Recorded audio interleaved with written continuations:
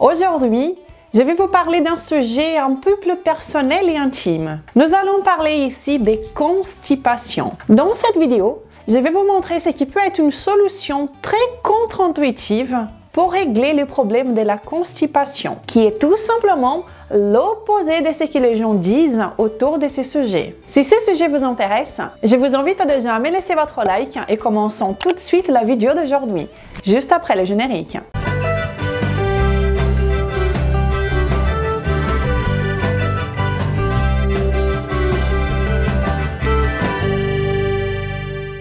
Bonjour à vous personnes saines, comment ça va?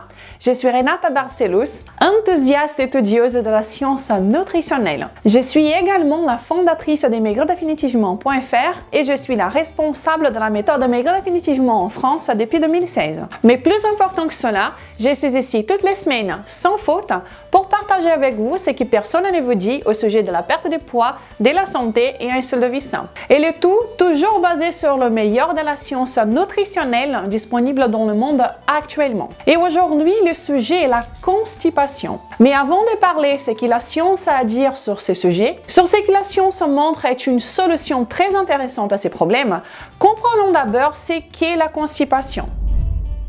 Eh bien, si vous demandez l'avis médical d'un médecin sur la fréquence optimisée pour l'évacuation des selles, il vous dira que c'est entre 2 fois par jour et 1 fois tous les 3 jours. Et c'est un intervalle qui est assez long. Et c'est ce qui est considéré comme normal et non pas de la constipation. Certaines personnes pensent être constipées lorsqu'elles ne vont pas à la selle 1 ou 2 jours. Mais cela ne se classifie pas forcément comme une constipation.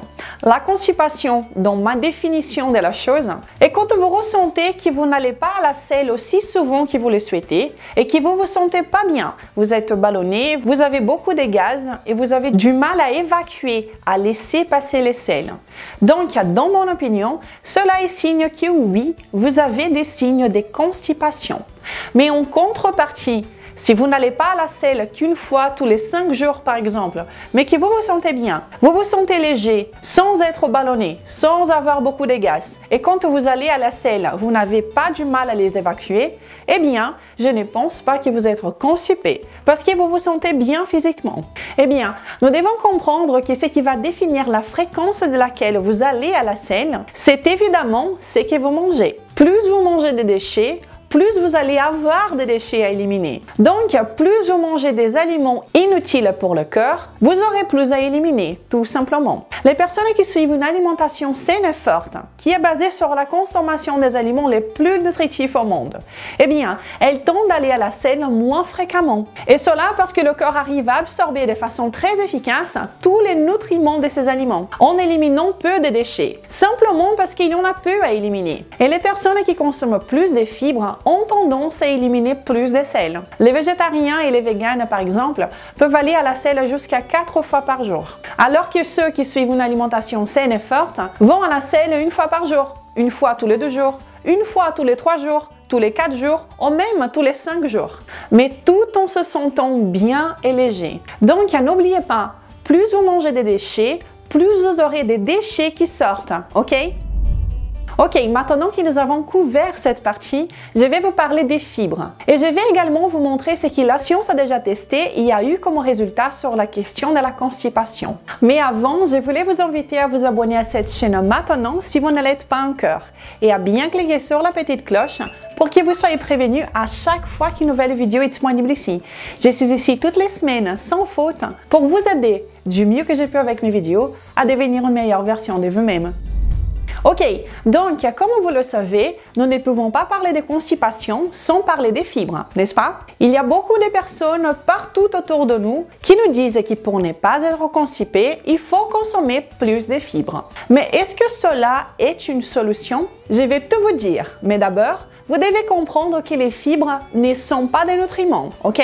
Ce n'est pas une opinion, c'est un fait, ok? Eh bien, aucune fibre ne peut être absorbée par le corps. Quand vous ingérez des fibres, solubles ou insolubles, votre organisme, vos bactéries, vont les fermenter dans les intestins, principalement les fibres solubles, et vont ensuite les éliminer sous forme de sel. Donc, toute fibre ingérée sera éliminé dans les selles. Et cela est un fait et non pas une opinion. Même les directives alimentaires actuelles aux États-Unis affirment que les fibres ne sont pas un nutriment essentiel au corps humain. Et maintenant, regardez avec moi cette révision qui a été publiée dans le journal américain de Gastroentérologie, qui a révisé les évidences pour étudier les mythes communs autour de la constipation, principalement en ce qui concerne les fibres. Cette affirmation affirme ce qui suit. Une alimentation pauvre en fibres ne doit pas être considérée comme la cause de la constipation chronique. Certains patients peuvent être aidés par une alimentation riche en fibres, mais de nombreux patients souffrant de la constipation plus sévère présentent des symptômes plus graves lorsqu'ils augmentent leur apport en fibres alimentaires. Donc, cela va à l'encontre du sens commun. À chaque fois que quelqu'un se sent constipé, c'est le conseil numéro 1 des médecins, nutritionnistes, diététiciens, youtubeurs et j'en passe. Si tu es constipé, mange plus de fibres. Prends du psyllium, qui est seulement des fibres. Mais la science nous montre l'opposé. Si vous êtes constipé, vous aurez plus de résultats en évitant les fibres qu'en les consommant davantage. Et ce n'est pas compliqué de comprendre les raisons derrière cela. Toutes les fibres ingérées devront être éliminées, ok? Donc imaginez un tuyau bouché dans votre cuisine. Si en voulant le déboucher, vous ajoutez encore plus dans le tuyau, eh bien, vous allez les boucher davantage et non pas régler les problèmes, n'est-ce pas? Ou bien cela va forcer les selles à sortir. Et pour ceux qui ont déjà du mal à évacuer, ils auront encore plus à évacuer, ce qui peut rendre la tâche très difficile. Donc, l'intestin qui est déjà inflammé à cause de l'excès de fibres ou d'autres raisons va s'empirer si la consommation de fibres augmente. Et maintenant, je vais vous montrer cet essai clinique randomisé très intéressant qui a été publié dans le journal mondial de gastroentérologie. Dans cette étude, ils ont accompagné 63 personnes qui avaient de la constipation idiopathique. Et cela est quand il n'y a pas de raison apparente pour expliquer la constipation. Ces participants ont été conseillés de rester 2 semaines sans ingérer des fibres. Et ensuite, dans les 2 semaines après, elles ont été conseillées de consommer plus de fibres, comme elles le souhaitaient, tout en essayant de garder leur consommation moins importante en termes de quantité qu'avant l'étude. Et cela jusqu'à ce qu'elles trouvent une quantité qui leur convienne individuellement. Et puis, ils ont suivi ces personnes pendant 6 mois. Et ce qui s'est passé à la fin de ces 6 mois est que même en ayant l'accord pour augmenter les fibres dans leur diète, 41 de ces 63 personnes de l'étude ont décidé de continuer une alimentation sans fibres. 16 participants ont décidé de consommer un peu plus de fibres dans leur alimentation et seulement 6 de ces participants ont repris une alimentation riche en fibres comme elles le faisaient avant l'étude. Maintenant, regardez avec moi ces graphiques incroyables de cette étude. À gauche, vous voyez le baseline diet. En rouge, c'est la constipation et cela touchait tous les participants. Tous avaient également du mal à évacuer, à faire sortir les selles. 50% souffraient des ballonnements. Presque 50% avaient également des saignements anaux et 20% reportaient ressentir de la douleur. Donc, ce qui s'est passé est que quand ils ont suivi une alimentation riche en fibres, non seulement la constipation et le mal à évacuer ont perduré, mais les ballonnements se sont accentués, comme également les saignements et la douleur. Dans le troisième, nous voyons les résultats d'une alimentation plus pauvre en fibres. Non pas avec plus de fibres, mais avec moins de fibres. Et ce qui s'est passé est que la constipation est passée de 100 à 75%. Les ballonnements sont passés de 100 à 32%. Et les saignements ainsi que la douleur ont également beaucoup baissé. Mais ce qui est le plus incroyable est ce qui s'est passé dans la partie 0 fibres. Et vous les voyez par vous-même. Il n'y a pas de données en ce qui concerne les problèmes de constipation. Le fait d'enlever les fibres de la diète a résolu tous les problèmes de constipation, des ballonnements, des saignements et des douleurs chez tous les participants. Et ça a été un résultat si surprenant que l'étude a conclu ce qui suit. La constipation idiopathique ainsi que tous les effets associés à elle peuvent être effectivement diminués seulement par l'arrêt ou même une diminution dans l'ingestion des fibres dans l'alimentation. Cela a été surprenant car ça va complètement à l'opposé de ce qui nous est conseillé.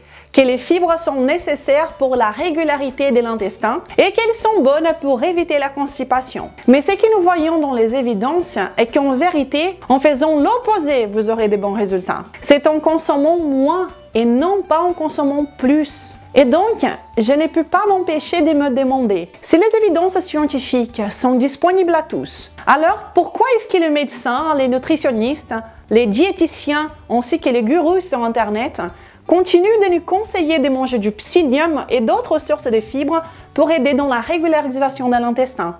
C'est absurde. Ce sont que des conseils basés sur des opinions, sur des idées reçues, sur des faits qui n'existent pas et non pas d'évidence scientifique. Cela est prendre à la légère le fait que nous sommes en train de parler de santé des personnes. Si vous voyez quels sont les aliments les plus nutritifs de la planète, qui sont la base de l'alimentation saine et forte, eh bien, ils n'ont pas de fibres. Toutes les viandes, poissons, produits laitiers entiers, les œufs, ils ne contiennent pas de fibres, en contenant tous les micronutriments essentiels, les vitamines et les minéraux pour le corps humain. Et les fibres sont présentes dans les légumes, dans les feuilles. Et tout cela est très bien pour ceux qui n'ont pas de problèmes. Ils sont des compléments. Mais les aliments les plus nutritifs sont ceux-ci qui ne contiennent pas de fibres. Une autre belle piste qui montre que la nature sait ce qui est le mieux pour nous et ce qui peut être un peu plus problématique. Notre système digestif, si vous regardez bien son anatomie, il est tout à fait capable de traiter et de fermenter une bonne quantité de fibres. Mais il n'y a pas de comparaison possible avec les herbivores qui fermentent des fibres pour survivre, comme par exemple le bœuf ou tout animal qui ne mange que des plantes. Personnellement, je ne pense pas qu'il y ait des problèmes en consommant des bonnes sources de fibres, comme celles qui viennent des légumes, des tubercules, des fruits. Eh bien, si vous n'avez pas de problèmes digestifs, comme le ballonnement, des gaz, du mal à évacuer les selles, si vous n'êtes pas constipé et que vous ne vous sentez pas mal, il n'y a aucun problème. Mais si vous avez ces problèmes, si nous analysons l'évidence scientifique disponible, eh bien, vous devriez peut-être diminuer les fibres au lieu de les consommer davantage. Et cela pour voir ce qui va se passer. Cela n'est pas mon opinion, c'est simplement ce qui est documenté. Mais rappelez-vous, si vous réduisez la quantité des fibres dans votre alimentation, vous réduisez également votre besoin d'évacuer. Les fibres ne sont pas absorbables par le cœur. Plus vous en consommez des déchets, plus vous en aurez à éliminer. Donc, vous allez avoir moins à éliminer également. Et personnellement, je pense que cela est beaucoup plus pratique dans la vie de tous les jours. Aller moins à la selle en se sentant vraiment bien est un avantage à mon avis. C'est toute une logistique qui doit être mise en place si vous êtes quelqu'un qui doit aller à la selle assez souvent, n'est-ce pas?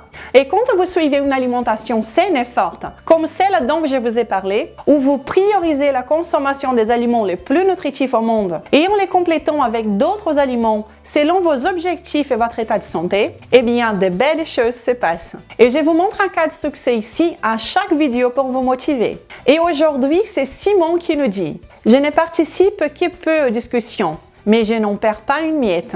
Un grand merci pour vos posts et un immense merci à Renata. Moi, 20 kilos et je mange plus qu'avant. » Waouh Simon, je t'ai déjà félicité, mais je vais te féliciter encore une fois car tu le mérites. Bravo pour ces grands changements. Moi, 20 kilos, c'est incroyable. Si vous aussi vous souhaitez perdre du poids sans compter vos calories, en mangeant à votre faim, ce n'est qu'en mangeant à votre faim que ça fonctionne en plus. Eh bien, je vous invite à visiter maigredéfinitivement.fr pour connaître la méthode Maigre définitivement, qui est 100% basée sur le meilleur de la science. Et si vous pensez qu'elle peut vous convenir, je vous invite à nous rejoindre dans les groupes privés pour les participants dans la méthode, un endroit privilégié où vous allez trouver des dizaines d'idées de repas tous les jours, des recettes, de la motivation, des vidéos exclusives ainsi que des vidéos live avec moi tous les mois. Si vous avez apprécié cette vidéo, sentez-vous libre de la partager sans modération. Quand vous partagez mon travail, vous m'aidez à faire en sorte que ces informations arrivent à ceux qui en ont besoin. Et ainsi, nous serons toujours de plus en plus nombreux à être heureux et en bonne santé, tout en suivant la science. Je vous souhaite une très bonne journée et un très bon week-end. Nous nous verrons la semaine prochaine. Je vous embrasse. Au revoir.